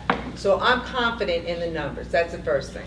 The second thing, after the last meeting, which was, I believe, November 8th of the long-range planning, the conversation came up with the whole audience that before we move forward to cost out all of these options, that we should check, that I should check with the selectmen to find out if they felt that these were options that were feasible for the towns, okay, and that they would support. Because the long-range committee felt that if the selectmen were not going to support certain options, it did not make any sense to spend money to cost them out. That was the conversation with the selectmen and the Board of Finance. I'm not asking anyone to vote on Wednesday. I certainly appreciate everyone's time and consideration, And I just want to let them know, I did what you asked me to do, and this is what the selectmen propose, and these are the reasons why. And I am saying, as the leader of this district, that this is my suggestion, that we move forward with this and continue the process. I mean, we still have, this is just like step one of the process. We still now have to have the committees, and the committees now have to figure out academically, fiscally, socially, safety-wise, all of these issues, and then cost them out over 10 years. So we're at the very basic beginning of this process, and the committee is going to be, part of that process. So I don't feel that anyone has been duped or that we've gone behind their backs. I feel that we're trying to be upfront and we're trying to move the ball forward and just keep taking steps to try to come to some resolution. Al? Almost. It's just the problem is that we're not, we just have to wait and do this after Wednesday. Because otherwise, those people, we are doing it behind their backs. There are, I think there's 4 or 5 people here whose backs we're not doing this behind. Everybody else, the people who in Bridgewater at least, who come up to me and go, hey, what's happening? We haven't met since November. When are we going to be working these committees? All of those people, if they hear that, well, we remember how we were going to go to the first selectman and find out what they thought. Well, we found out what they thought, and then we decided to do this. Well, when did we hear about this? Oh, we skipped you. That's not going to work well. If any of their pet options were removed, if it's more efficient and one of their options was pre-K to 12 at Chippewa, they're going to be delighted that we got more efficient and skipped all the fooling around. But if they didn't, and that's the whole problem, is that if we leave out any constituencies, the backlash can be tremendous. For instance, all those committees that we need to do the research and the work and to work on the academic in the future might be less likely to want to be involved if they figure we're going to ignore them in the sake of expediency the next time around. So I'm saying this is just, I don't mean to put this forward as a political sop. It's not. It's actually just respect for the community members who we went through this whole process for, because Kelly and I are slightly different on this. Kelly and I, and I think Valerie, some of us went into the whole process of this long-range plan committee going, oh, come on, we know this already. Why do we have to spend a year doing all this work? And during that one meeting, I realized, no, we know this already, but the entire community isn't with us on this.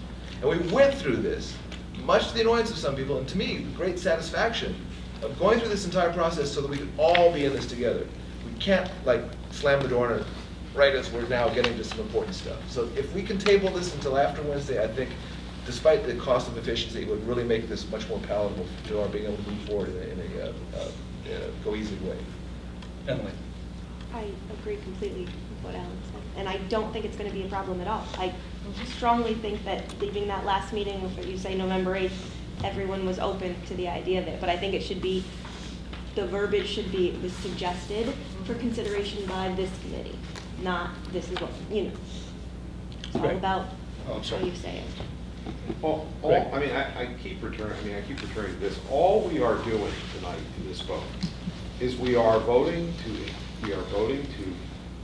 expend money to study whatever options we're not voting to trump what has been done in the past. We're not voting to throw out what's been done in the past. We're not voting to disrespect what's been done in the past. We're voting to put in place the funds to move forward based on estimates that we've gotten from contractors that will tell us how much money we need to spend to study things. As to what we study, nothing has changed. I think the only thing is what we've got in front of us is one more piece of information, which are what of the list of items, what do the selectmen think is feasible, so that we can answer that question, which was a question left on the table last time.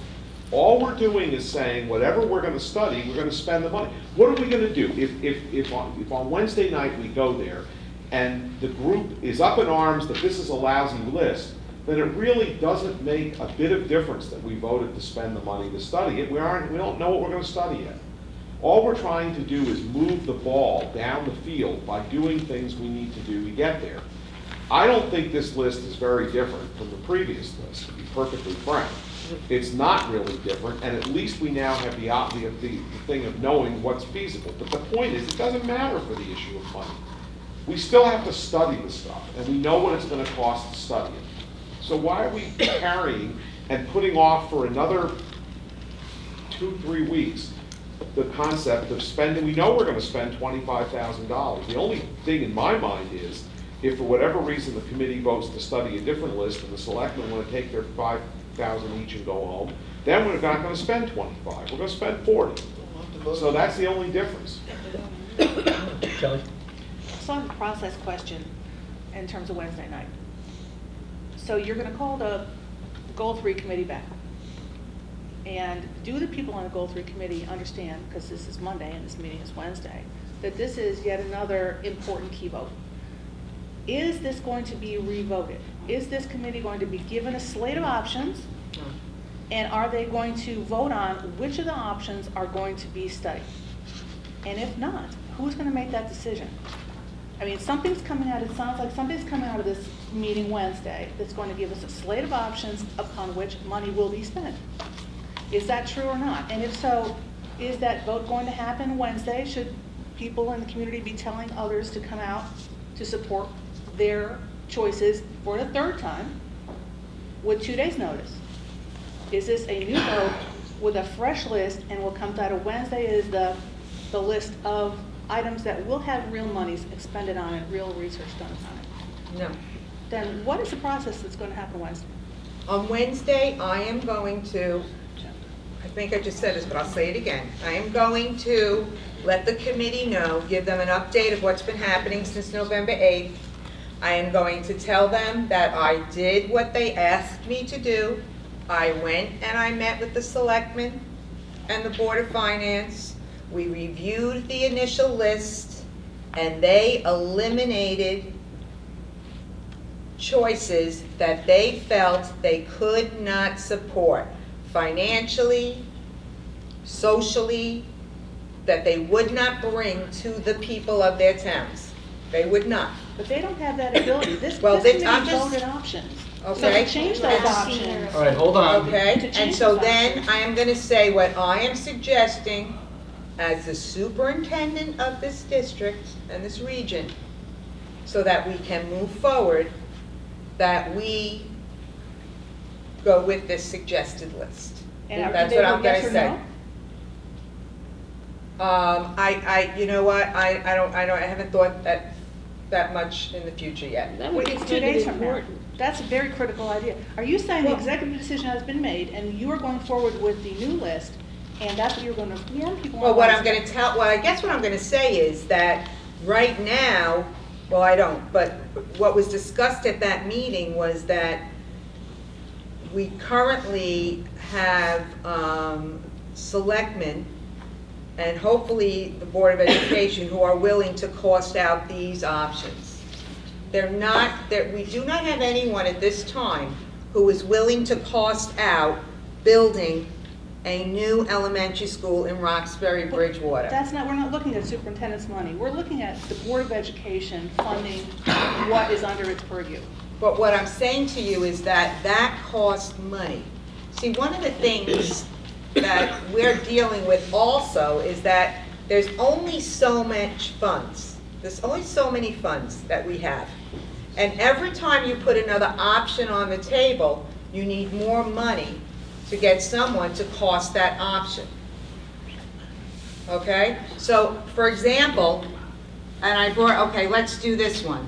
If we were going to close WPS and keep Booth and Burnham and Chippewa at the middle and high school, and I assume that meant move Washington to the other two schools, that means we would need the funds for somebody to come in and rework the Roxbury school, rework the Bridgewater school, to add all of those kids. That costs money, And more the Board money. of Education would have to approve those funds. That's right. Exactly.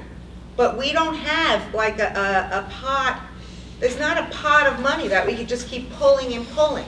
And that was the initial reason why the long-range planning said, ask the selectmen to see if they are willing to move forward with the suggestions. Because if they aren't, let's not waste the money at this So point. you made an Except they executive have decision, been- and they were part Hold of this on, one at process. a time, please. If I might. No. No, That's So Kelly's, true. Kelly's on the floor. Kelly, do you have another question? No, but they were, as it's been said many times, part of this process, the executive decision is this list of items that is now up for, I guess, not approval, that has been given to us.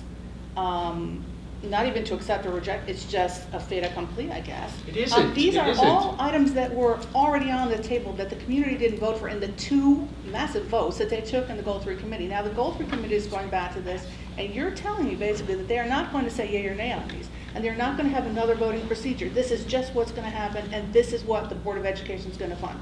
Is that what you're saying? No. No. That's what No, I'm hold hearing. on. Please, one at a time. Valerie?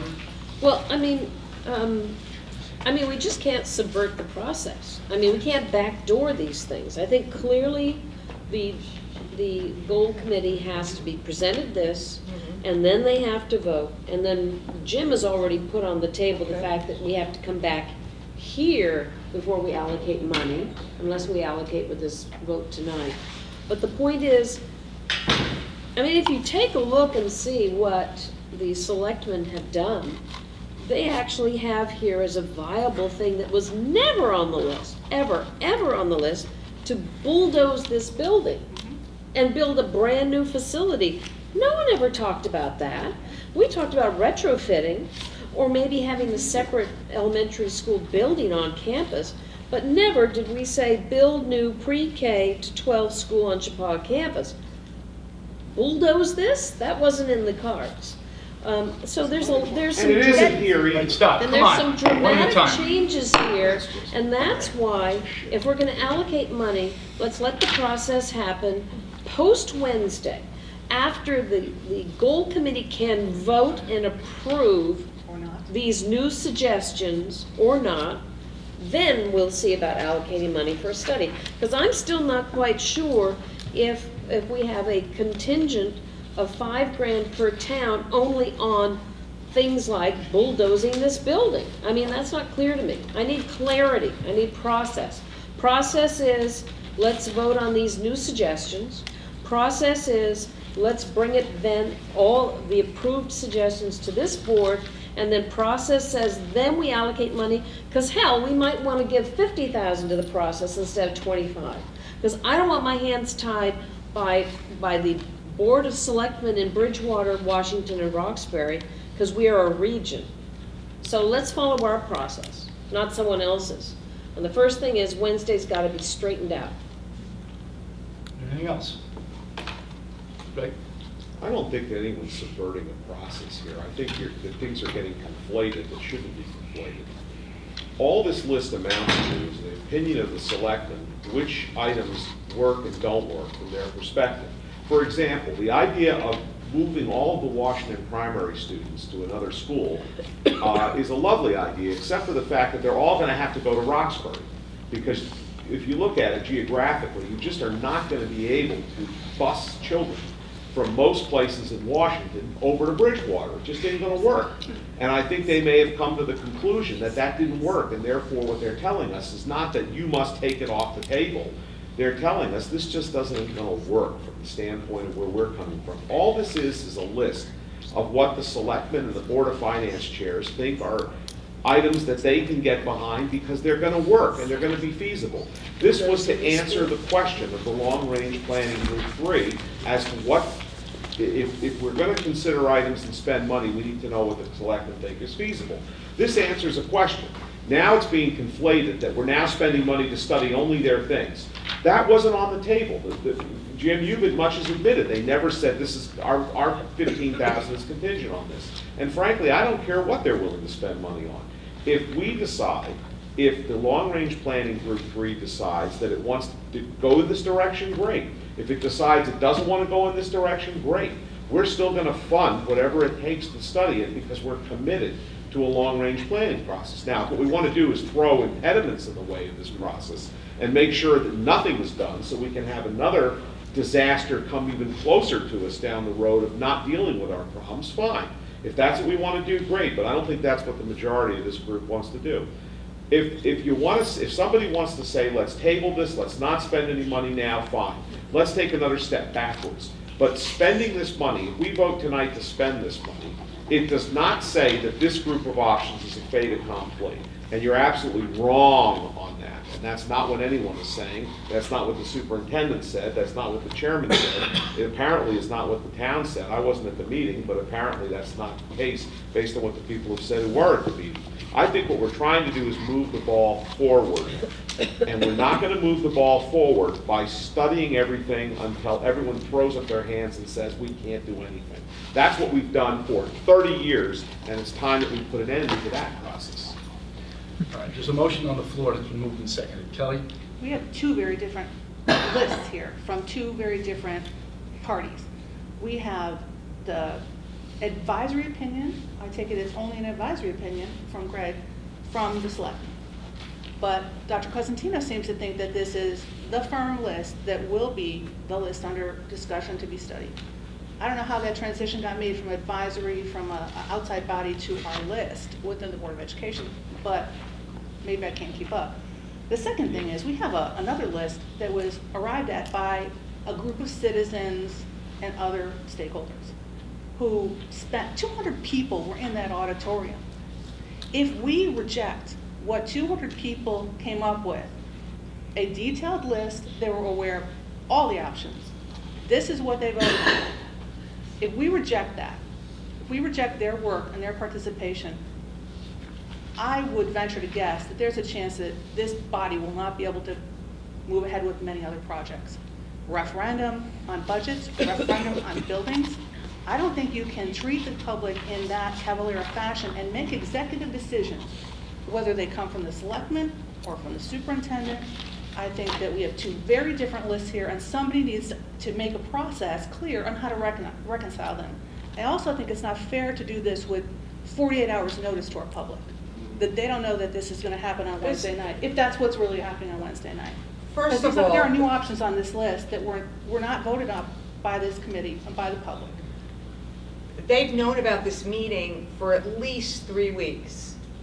Okay, it's been in my newsletter.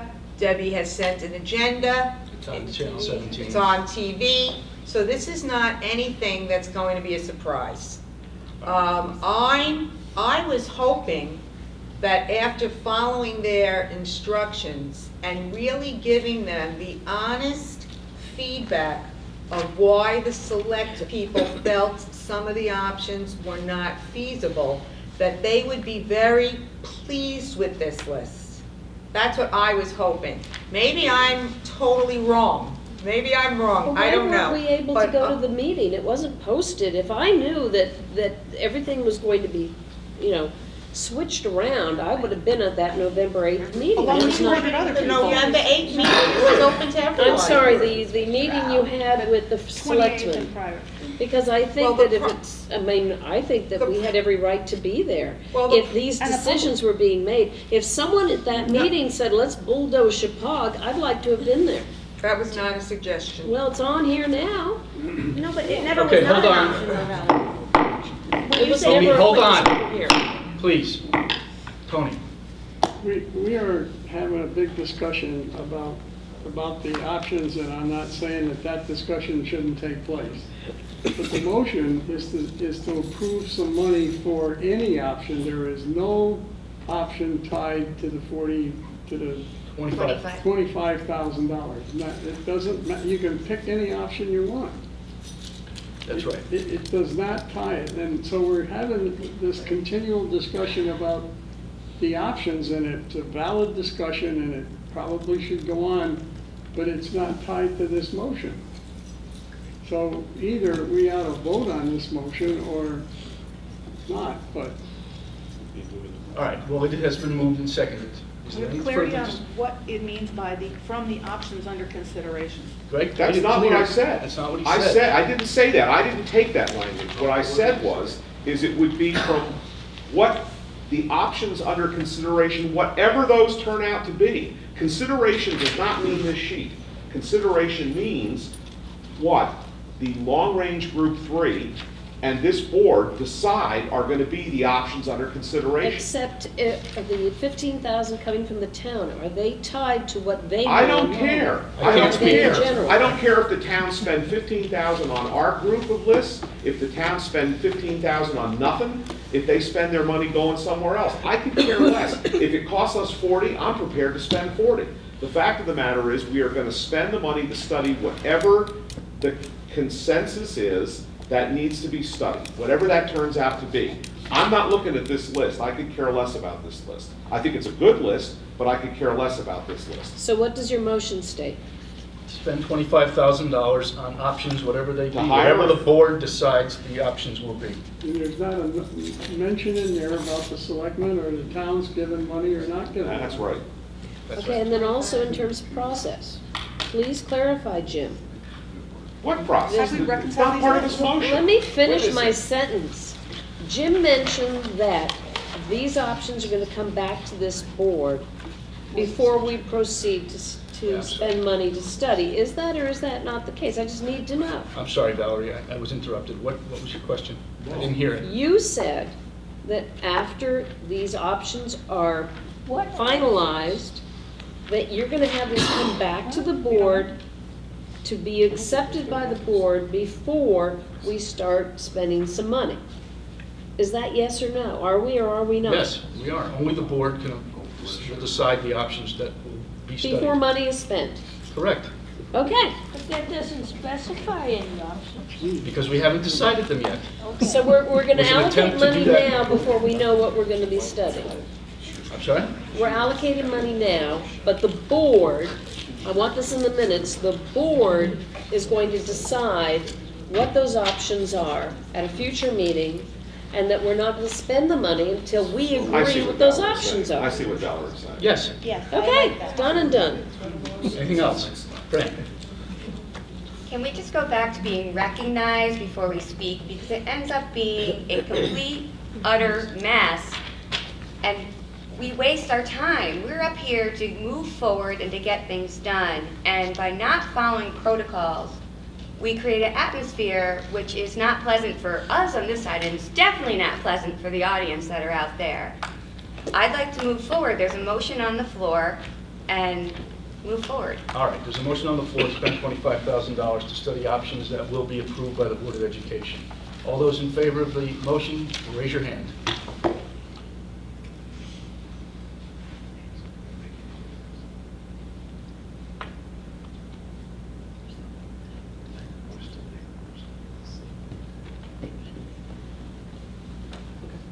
Opposed? Raise your hands.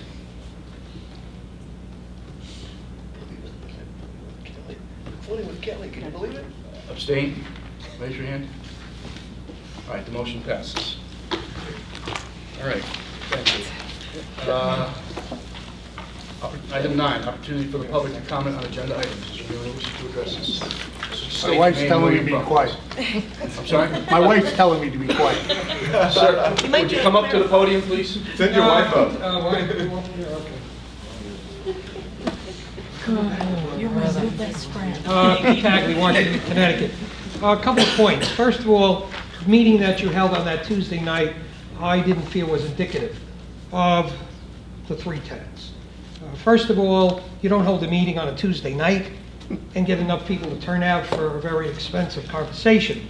You hold it on a Saturday morning, when weekenders can come here, when people who work day and night, who come home at 6, 7 o'clock at night, they're not ready to run out to a meeting. And I expressed this to you, that if you're going to hold a meeting with financial consequences or educational directives, it should be on a Saturday morning. That's my first point. My second point is, no committee of the board, or any committee that a board puts together, is the final arbiter of anything. They are merely a committee of advisors.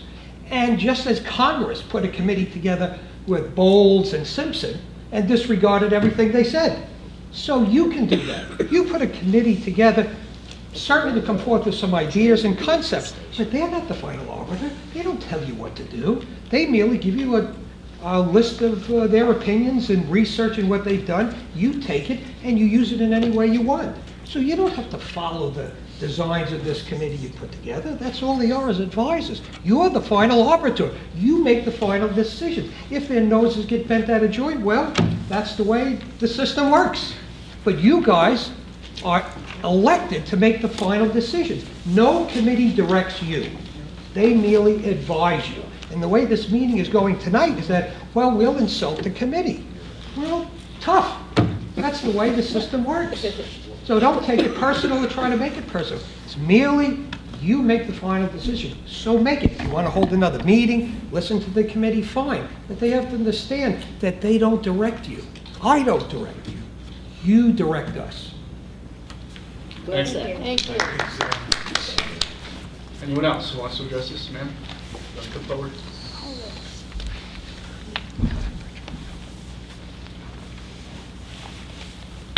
Julie Stewart from Bridgewater. I just had a couple of questions, clarification things on the options that were discussed. Ma'am, why don't you wait? I'm not prepared to have a dialogue here. Do you want to go to the It's not a meeting? dialogue, it's just a clarification. It's a simple one, I think. Does status quo mean literally do nothing, or does status quo mean spend like the 15 million to bring the buildings up to code? Can anyone answer that? It means to bring the buildings up to code. Okay, because the discussion tonight implied it was literally do nothing, No, so we I just would wanted have to to... bring them up to code. Okay, thank you. Thank you. Anyone else? All right, is there a motion? I can't.